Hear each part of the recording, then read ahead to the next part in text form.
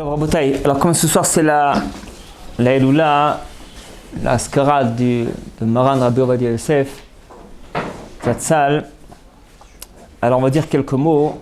Alors évidemment, j'ai pas la prétention de faire, n'est-ce pas, un espède, parce qu'en effet, nous dit le Shulchan Aroukh que quand on parle de quelqu'un qui est décédé, eh bien, on peut même des fois rajouter un petit peu. On peut faire des louanges et rajouter un petit peu. Alors rajouter, c'est quand tu connais la personne. Mais lorsqu'en fait, il y a des années-lumière qui nous séparent, qui nous différencient de la grandeur d'un géant Torah comme Rav Ovadia, alors évidemment, on ne peut pas, n'est-ce pas, parler vraiment de ces louanges parce qu'on ne peut pas connaître, évaluer sa grandeur. Mais cependant, c'est écrit que c'est toujours bien, de ramener des faits, des témoignages pour nous renforcer, prendre du chizouk. Parce qu'il faut savoir que chaque génération,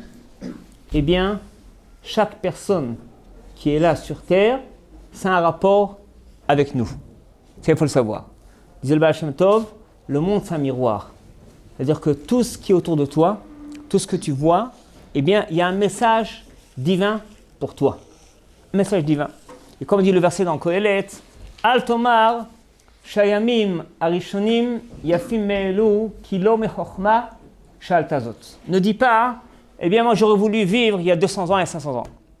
La génération aujourd'hui elle est ratée, ça ne me convient pas. J'aurais voulu vivre au Moyen-Âge, dans un autre pays, d'autres conditions. Il ne faut pas dire ça. Kilo Mechochma, Shal Tazot. Ce n'est pas une question intelligente. Ce n'est pas une demande intelligente ni sage de ta part. Pourquoi ? Parce qu'Hachem t'a mis dans cette génération, avec tous ses avantages et tous ses inconvénients. Ça veut dire qu'en fait, il y a un message, une mission bien particulière que tu dois remplir par rapport à tel neshama dans cette génération, dans tel pays. Donc, par aussi, c'est que si, on avait dans notre génération un grand Torah comme Rav Ovadia, ça veut dire qu'il y a un message divin pour nous, ça nous concerne personnellement. Sa grandeur en Torah, même si on est très loin de lui, mais il y a toujours un message à tirer de cela.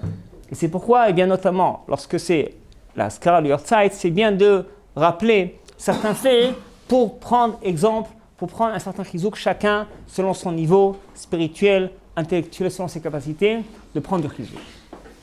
Et d'ailleurs, c'est écrit que lorsque quelqu'un est décédé, que ce soit un proche parent ou alors un grand Torah, toutes ces midot, elles sont efker.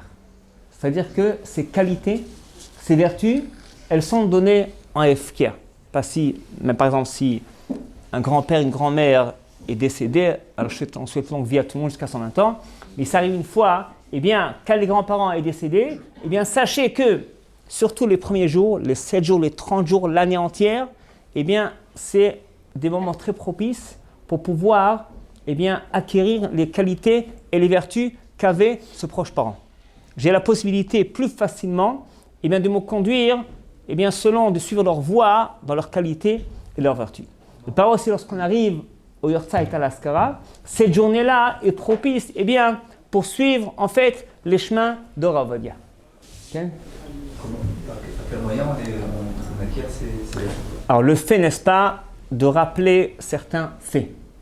Premièrement. Deuxièmement, comme on a dit, il faut se sentir concerné.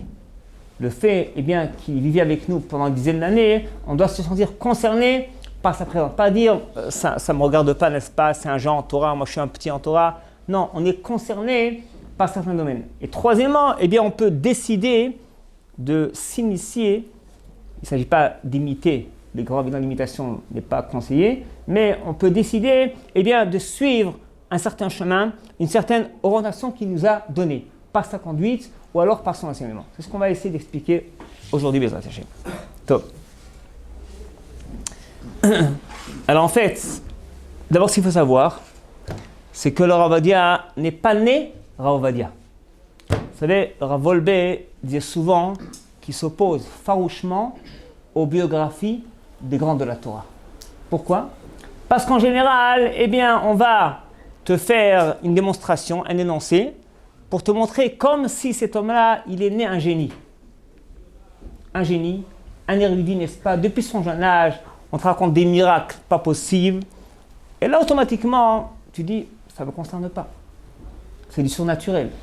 Ça n'a rien à voir avec moi. Alors, mis à part que ce n'est pas du tout éducatif, mais encore plus, c'est faux.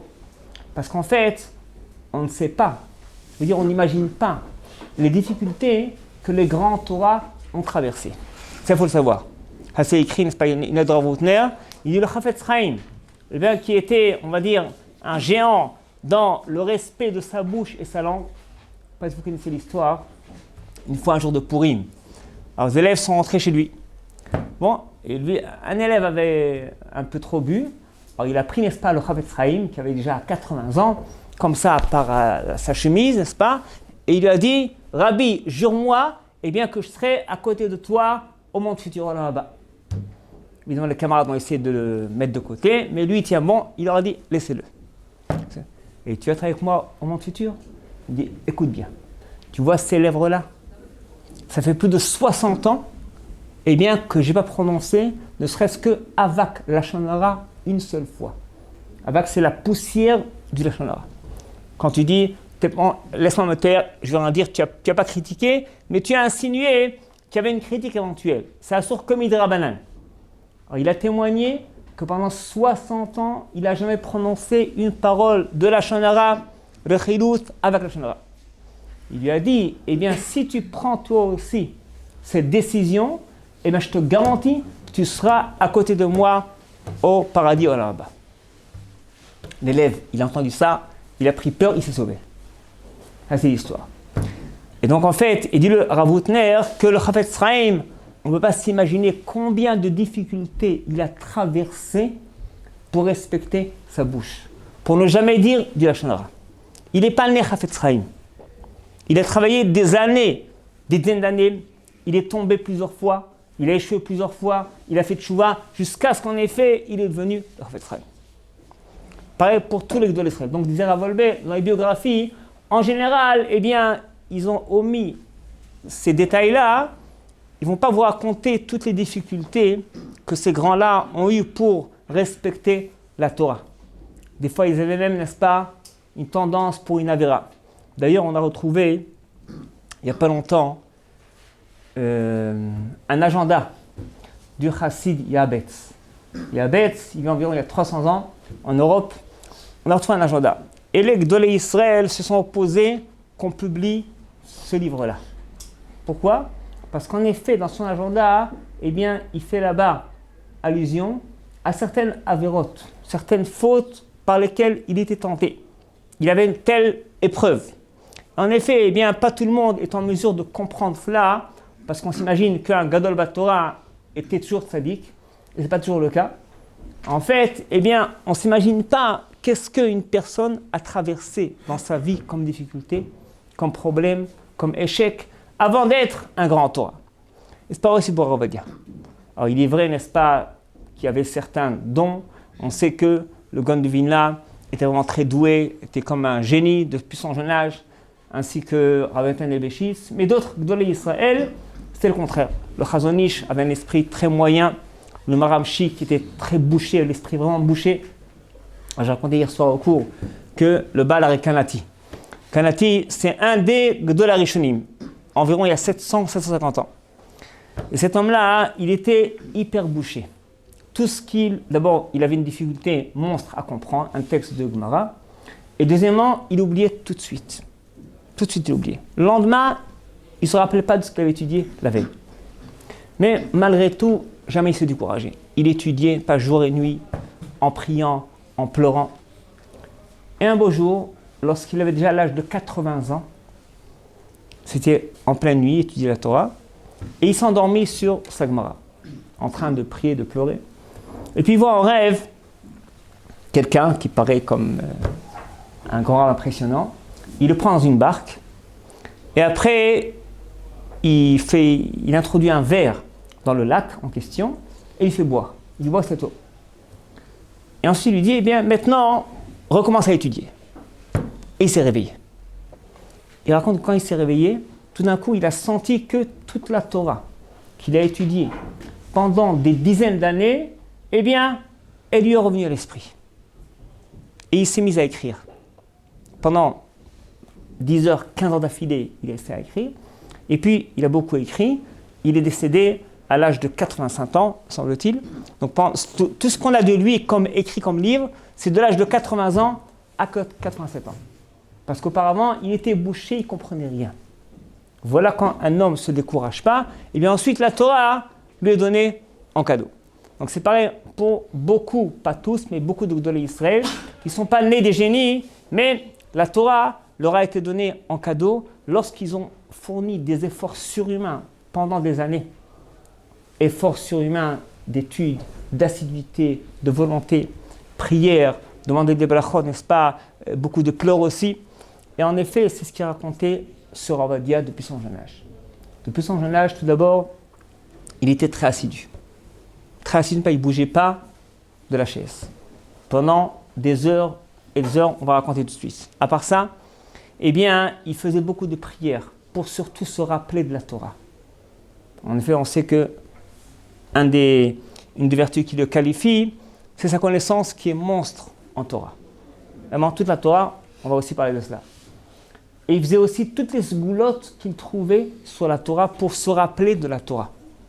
On a des sgoulottes, c'est pas l'essentiel de la Torah. Mais la sgoula est aussi importante. Eh bien, de dire telle phrase, de ne pas manger des olives, oublier la Torah, de prendre de l'huile d'olive, et bien ça aussi, tout ce qu'il trouvait, il le faisait. Mais en effet, ça, c'est un surplus. L'essentiel, c'était son assiduité à la Torah. À savoir, il a raconté dans un livre qui a été édité la chose suivante. Une fois, n'est-ce pas, eh bien, un jeune avait l'air de 30 ans est rentré chez lui. Il lui dit, Rabbi, donnez-moi une sgoula pour la mémoire. Sgoula, c'est une façon, une potion magique pour se rappeler de la Torah. Allez, tu veux une sgoula? Sors-moi tel Gemara. Il y avait un Tosfot immense, n'est-ce pas, sur toute la page. Il a dit, regarde le Tosfot, suis-moi mot à mot. Et Rav Ovadia, il lui a récité le Tosfot de A à Z, mot à mot, sans faire une erreur. Lorsqu'il a terminé, et l'élève, il suivait, n'est-ce pas, mot à mot. Il lui a dit, ce Tosfot-là, je l'ai étudié plus de 200 fois. C'est ça la sgoula pour se rappeler de la Torah. Parce qu'en effet, la sgoula, c'est important, c'est bien, mais plus important, c'est l'assiduité. Alors là, en effet, eh bien, je dirais qu'en général, on a un certain problème. Nous, on n'étudie pas la Torah comme il faut l'étudier.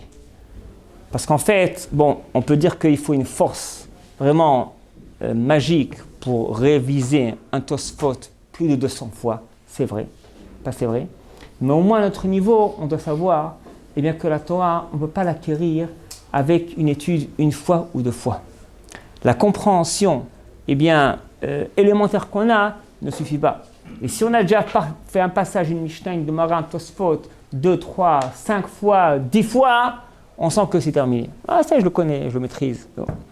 Et là, c'est une erreur.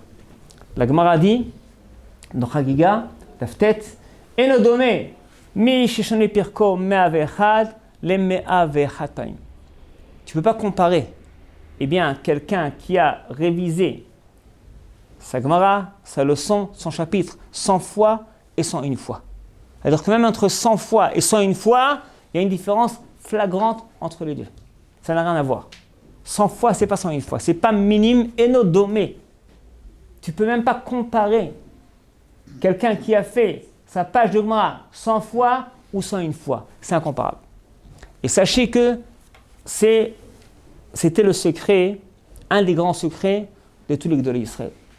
Il a raconté, même ordre d'idée, que le Chazon Ish, quelqu'un a témoigné, il l'a vu. C'était une journée d'été. Donc en été, n'est-ce pas, en Israël, il fait nuit vers 8h du soir. Le Chazon Ish, il a fait Mincha Gdola, donc vers 13h, 13h30, il a fait Mincha. Et quand il a fini Mincha, donc vers 14h on va dire, eh bien il a pris une page de Gemara et il s'est mis debout en face du mur et il a répété la page de Gemara sans commentaire, même pas Rashi, sans s'arrêter jusqu'à la nuit. Donc pendant environ, on va dire, 6 heures d'affilée, il a répété une page de Gemara pendant des milliers de fois. Bien qu'après 10 fois, 15 fois, 101 fois, terminé. Non, il a répété. En effet, il a raconté que dans la cour là où il habitait, les enfants connaissaient des Mishnayot par cœur. Tellement ils répétaient les Mishnayot des milliers de fois, le Chazon Ish, que les enfants, eh bien, l'entendaient, connaissaient les Mishnayot par cœur.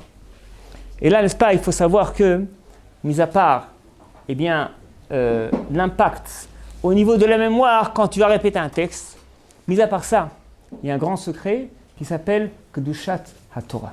Vous savez, la Torah, c'est une grande Kedusha. On le sait, n'est-ce pas? En effet, on voit un Sefer Torah, eh bien, même les gens qui sont loin de la Torah sont ébranlés. Et je vais raconter une histoire, une belle histoire. Qui m'a raconté ça, c'est Rabbi Yaakov Pinto, qui était à Ashdod, qui est maintenant à Los Angeles. C'est le frère du Rav David Pinto de Paris, Ashdod. Alors, quelqu'un est venu le voir, qui connaissait, et il avait un restaurant où ça, en Thaïlande, à Phuket. Top. Un restaurant pas cachère. Bon, c'était un juif, le bonhomme. Top. Et alors Pinto lui parle, lui dit, écoute, c'est bondé, pas Phuket, c'est bondé d'Israéliens. Il y a des dizaines de milliers par an qui vont là-bas, en Thaïlande. Il y a une danse de la lune, le 15 du mois, il y a une danse très spéciale. Top. Alors malheureusement, beaucoup d'Israéliens vont là-bas. Il y a beaucoup d'Israéliens, c'est bondé. Eh bien, le restaurant fait le kasher. Et il lui dit aussi que tu sais quoi, ouvre un minyan là-bas, fais une synagogue. Je suis prêt à te donner un Sefer Torah si tu veux ouvrir une synagogue là-bas. Bon, il lui dit, Rabbi, je vais réfléchir. Bon, il rentre là-bas en Thaïlande. Après quelques jours, il le rappelle. Il dit, Rabbi, c'est bon. J'ai parlé aux associés. Eh bien, on est d'accord. On fait le restaurant kasher. On ouvre une synagogue. Bon, le Rav Pinto a réuni de l'argent, a acheté un Sefer Torah, 30 000 €, un beau Sefer Torah. Et il a envoyé son frère qui s'appelle Danny Pinto, d'Israël jusqu'en Thaïlande. Il a pris 2 avions et un bateau. Quand il sort du bateau, avec le Sefer Torah dans ses bras, eh bien, ça donnait directement sur une plage. Une plage qui était, eh bien, ce jour-là, pleine d'Israéliens et d'Israéliennes. Des milliers. Et lorsqu'ils voient le Sefer Torah, ils se mettent à courir, pratiquement tous, n'est-ce pas? Ils se couvrent de serviettes, n'est-ce pas? Ils couvrent la Torah, et ils couvrent le Sefer Torah. Et ils l'embrassent. Certains se mettent à pleurer. Et un d'eux là-bas se rapproche de Rav Pinto, lui dit, Rabbi, est-ce que je peux prendre le Sefer Torah dans les bras? Il le prend et il se met à pleurer. Et il lui dit, Rabbi, c'est la première fois de ma vie que je vois un Sefer Torah. Il lui raconte qu'en fait, il est garde-corps du président des États-Unis qui était George Bush à l'époque. Bon, ils ont fait une fête là-bas, inauguré le restaurant kasher, la synagogue. Et cet homme-là, ce garde-corps de Bush, eh bien, grâce à cela, il a fait tchouva. Aujourd'hui, il étudie en Israël 16 heures de Torah par jour. Il a démissionné de la Maison-Blanche. Il étudie la Torah du matin au soir. Alors pour vous dire, eh bien, qu'est-ce qu'un Sefer Torah peut réaliser? Parce qu'on sait qu'il y a une Gdusha particulière dans le Sefer Torah. Je reviens au sujet. Lorsque tu prends une page de Gemara, et vous savez quoi, même si on n'est pas au niveau, eh bien, de faire toute la Torah plus de 100 fois, comme l'a fait le Rav Ovadia, tout le Talmud, en effet, à l'âge de son neveu qui était avec moi, on m'a raconté que lorsqu'il avait 55 ans, Rav Ovadia, eh bien, il avait déjà étudié le chasse entier, tout le Talmud, 85 fois. Il a fait le sioun, n'est-ce pas, du chasse 85 fois à l'âge de 55 ans. Donc apparemment, il a dû parcourir plus de 100 fois tout le Talmud dans sa vie. Top. Alors si on n'est pas à ce niveau-là, ça vaut la peine d'expérimenter. Tu prends une page de Gemara, une feuille, un livre de Gemara, et tu l'étudies 101 fois. 101 fois. Ou un chapitre, une maseret, 101 fois. Expérimenter. Qu'est-ce que ça donne? Parce qu'en effet, ça donne aussi Kedushat Torah. Comment est-ce qu'on peut être imprégné de la sainteté de la Torah lorsque tu vas prendre un texte et le répéter, le rabâcher? Évidemment, plus on comprend, mieux c'est. C'est écrit que même sans comprendre, eh bien, il y a un impact. Alors, je viens de l'écrire chez moi à la maison, à part là-bas de quelqu'un qui ne comprenait rien en Gemara. Rien en Gemara. Mais il avait une habitude. Il dit, je ne comprends rien, n'est-ce pas, je vais faire. Il faisait, non pas de la famille, il étudiait tous les jours 7 dapim de Gemara par jour, 14 pages de Gemara. Donc il terminait le Talmud entier chaque année, sans rien comprendre. Il lisait. Et puis un grand Talmid Chacham écrit là-bas que cet homme, il ressemblait à un malach, à un ange. Parce que la lecture, ne serait-ce que la lecture d'un texte de Gemara sans comprendre, ça transforme. Évidemment, ce n'est pas en une fois, ce n'est pas en un an, c'est en 10 ans, 20 ans, 30 ans. Et c'est aussi un des secrets des Gdolei Israël, qu'ils ont tellement étudié la Torah pendant des dizaines d'années, des milliers de fois, eh bien, le texte de la Gemara t'a donné un petit peu de sa Kedusha. Ça sanctifie la personne, ça purifie l'esprit, ça purifie le cœur. Ça donne une envie, une ambition, eh bien, de grandir en Torah, de faire la mitzvah, de faire le Shabbat, de faire la tefila. Tu sais, des fois on fait la tefila, bon, mais on s'ennuie. Bon, une fois Kippour, bon, mais tous les jours. Eh bien, en effet, lorsque tu vas être imprégné de la Kedusha, de la Torah, parce que tu as révisé ta page de Gemara 101 fois, tu verras, ta tefila sera une autre tefila. Parce qu'on voit avec Gdolei Israël, ce n'est pas que en connaissant la Torah. Alors, on va dire, il était géant aussi en tefila, en Yirat Shamayim, en beaucoup de notions. Parce que la Torah, qui, eh bien, vous le savez bien, je fais un rappel, c'est la mitzvah la plus importante, eh bien, elle donne de la Kedusha bien plus que toutes les autres mitzvot. Donc, en fait, un des éléments qui a fait grandir le Rav Ovadia, comme beaucoup de Gdolei Israël, eh bien, ce n'est pas uniquement, eh bien, on va dire le fait qu'il était doué, n'est-ce pas, son génie, sa révision, sa mémoire, c'est vrai tout ça, mais aussi et surtout Kedushat Torah. Lorsqu'il a révisé une Gemara, eh bien 50 fois, 60 fois, d'ailleurs une fois un élève était chez lui, il dit tout le matin il étudiait tel Maserhet, bon il faisait 3-4 Masertot. Il dit il ne faut pas trop s'éparpiller. Il dit moi quand j'étais à la Yeshiva pour Yosef, eh bien on a fait Maserhet Gittin en 5 mois, de Sukkot à Pessah. En 5 mois, j'ai étudié Maserhet Gittin 60 fois. 60 fois, 18 à la fin. Ouais. Parce que là aussi, en effet, eh bien, 60 fois, ça te donne Kedushat Torah. Et en effet, quand on ne va pas trop éparpiller l'esprit, tu vas rester sur une page de Gemara 60 fois, 101 fois, tu vas être métamorphosé par cette Gemara, par cette Mishnah. Ça transforme la personne. C'est des fois, on cherche des sgoulottes, des conseils pour purifier le cœur, purifier l'esprit. Sachez, c'est écrit, En Kedusha, on a chanté ça, Simchat Torah, En Kedusha, ke Kedushat Torah. En Sgula ka Torah. La plus grande Kedusha, c'est dans la Torah. Mais évidemment, ce n'est pas une fois et 2 fois. C'est quand tu prends, n'est-ce pas, je vous dis, expérimentez ça. Prenez une Mishnah, un chapitre, une page de Gemara. C'est bien pour l'expérimenter de prendre une Gemara que tu kiffes, que tu aimes. Parce que tu vas plus s'identifier par rapport à cette page de Gemara. Révise-la 101 fois, vois ce que ça donne. 101 fois, c'est d'entrée comme ça. Alors, en effet, les deux sont expérimentés. Donc, bonne question, il faut faire les deux. Tu peux faire 101 fois, une fois par jour, et 101 fois, n'est-ce pas, 10 heures, 15 heures d'affilée. Pourquoi ? Parce que l'impact est différent. Dans les deux cas, il y a un impact, et l'impact, il est différent. Parce qu'en effet, eh bien, c'est-à-dire qu'on peut dire que l'un, c'est dans la qualité, dans la quantité, dans l'intensité. Il y a plusieurs façons dans la Torah peut avoir un impact sur nous. En effet, c'est bien de faire les deux à la fois.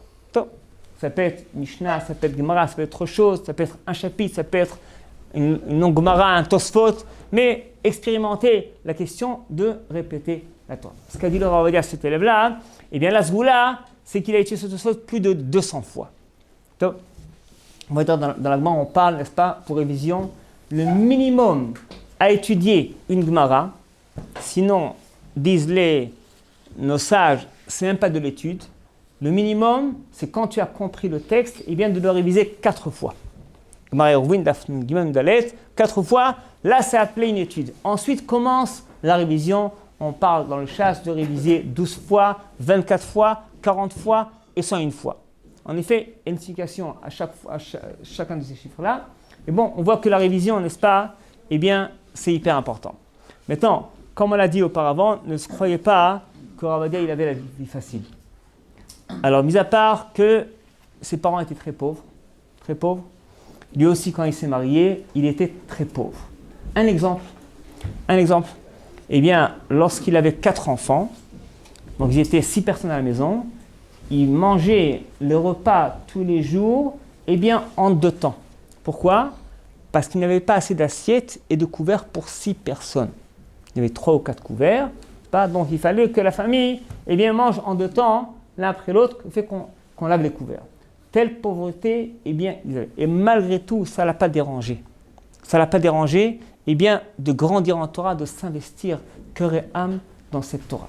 Donc en fait, n'est-ce pas, eh bien, ça ne dépend pas des conditions extérieures, parce que dans tous les cas, eh bien, Hachem est là pour t'aider dans son assiduité, et des fois encore plus. Lorsqu'on va faire preuve de ce qu'on appelle Messirut Nefesh, un dévouement total pour la Torah, et c'est là où Hachem, eh bien, donne cette Torah en cadeau.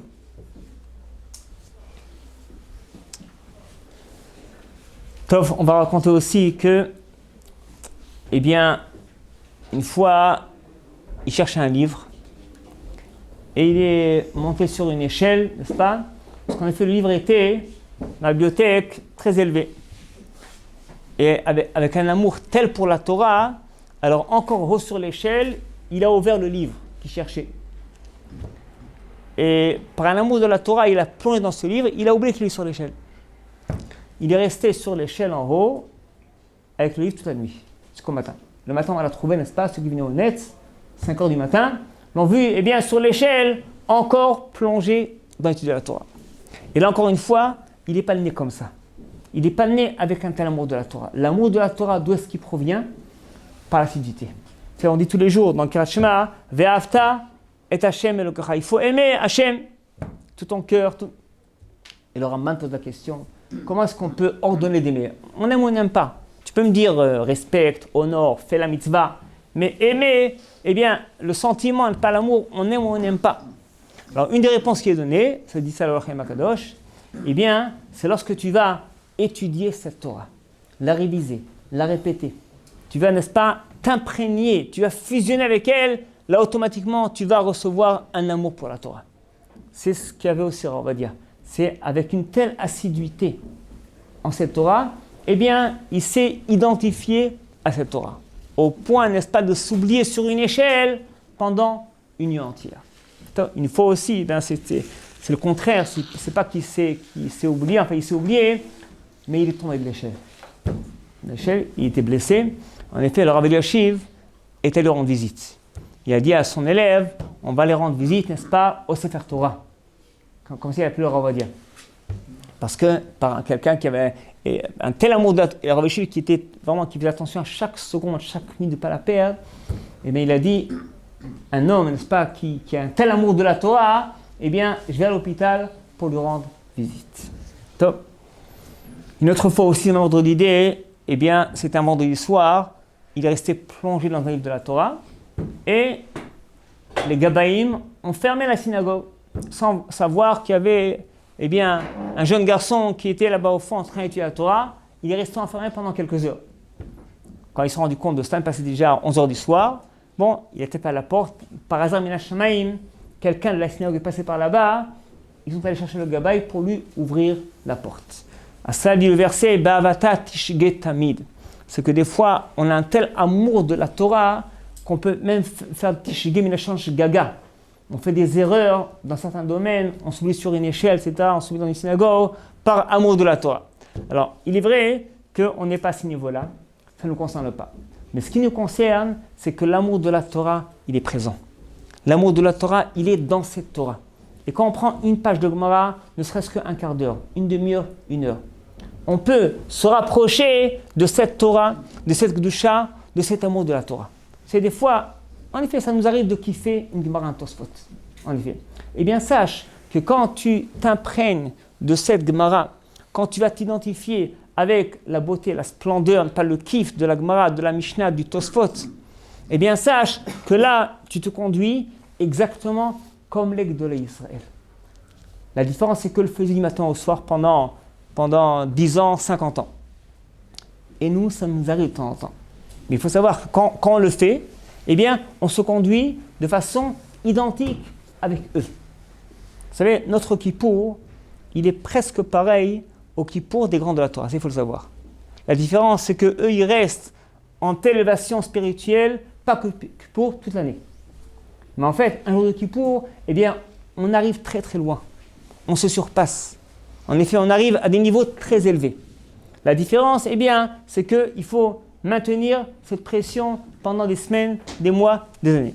Mais au moins, lorsqu'on est imprégné d'un texte de Torah, on s'identifie avec cette beauté, cette pensée, cette compréhension, on a bûché une demi-heure, et après on a compris l'autospot, eh bien, savoir eh bien, que maintenant tu t'es rapproché de la Torah, de la Kedusha.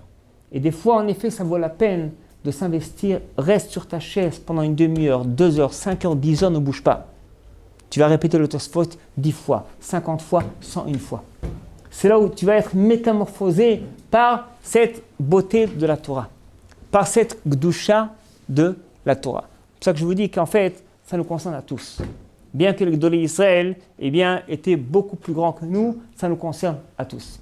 Alors, puisqu'on parle en effet de la différence entre nous et eux, de leur grandeur, on va ramener ce que disait le Rav Yehoshua Cohen. C'est un grand érudit en Talmud de nos jours. Il s'appelle Rabbi Yehoshua Cohen. Il habite à Géoula, le Chov Rabbi Hassan Lar numéro 10. Top.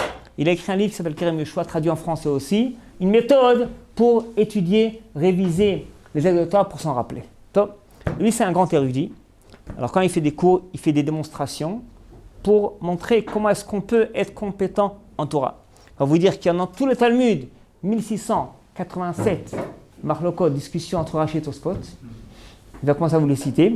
On va vous dire que le Rambam est ramené 3 fois dans les Tosfot dans tout le Talmud. Il vous dira où. Le Rif est ramené plus de 100 fois. Il vous dira bon. Alors, une fois, il a fait une démonstration comme ça pendant 3 quarts d'heure. Quand il a terminé, il leur a dit, sachez qu'il y a au monde encore 2 rabbanim comme moi. Il n'a pas dit qui c'est.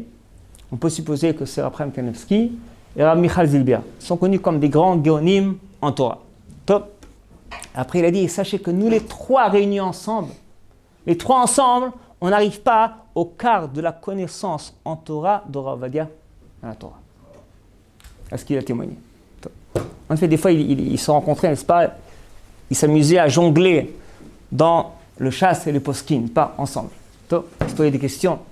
Combien de fois Abaye est ramené dans le chasse? En effet, quand il dit ça, une fois quelqu'un est venu chez le Gondvin là, et il lui a dit qu'il a étudié Masret Souka, pas 40 fois, il la maîtrise. Il dit, ah, tu la maîtrises? Très bien. Dis-moi combien de Sukkot Ksherot sont mentionnés dans toute la Maseret et combien de Sukkot Psulot sont mentionnés? Non, il a entendu ça, il est resté bouche bée.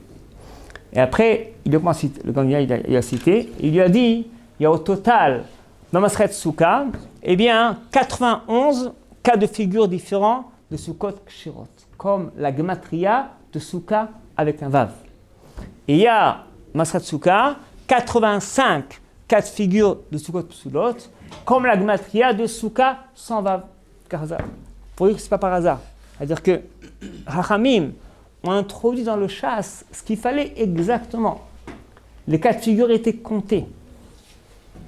Ravashi et Ravina, qui ont rédigé le Talmud, eh bien, ils ont introduit 91 cas de figure de Sukkot Ksherot, comme Souka Melaim Vav, et 85 cas de figure Psula comme Souka Blivav, qui vont évidemment compiler tous les autres cas de figure nouveaux, comme on aura de nos jours par exemple, eh bien, que tu pourras les apprendre de tous les cas de figure de Masret Souka.